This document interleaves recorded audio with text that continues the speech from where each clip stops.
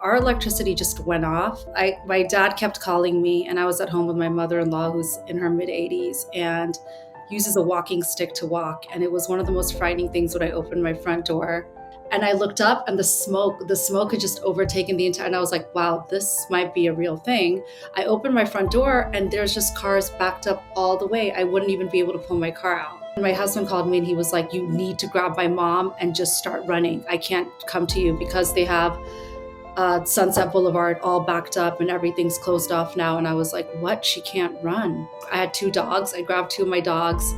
I think I literally thought of nothing else, because there's really, when you really think about what to prepare for, I was like, what am I going to do? Grab things of high value that are just going to be extra weight on me when I have to take, an older woman and my animals. And so I was carrying one of my dogs. I stuck her in a purse, and the other one I ended up picking up because the ash was so disgusting on the floor. There was news people everywhere that were trying to grab interviews from us, and all I could do was look at the direction where my house was and realize that I was like, our house is gone.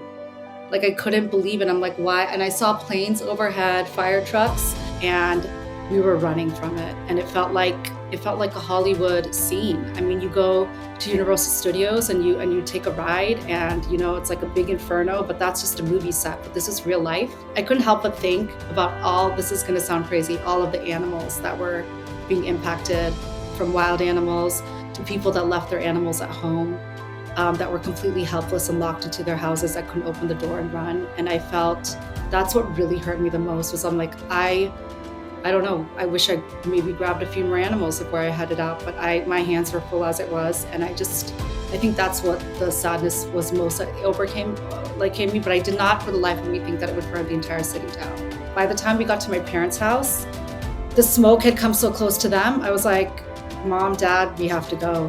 And my husband abandoned his car in the middle of Sunset Boulevard. It's kind of unfortunately comforting to know that there's others that have gone through it, or they at least understand what it's like to love where you live in LA and it's just taken away from you, because everyone's like, "Oh, take your insurance check and go somewhere else." It's not something that you feel like you can do I've been there for 10 years, and I've been so proud.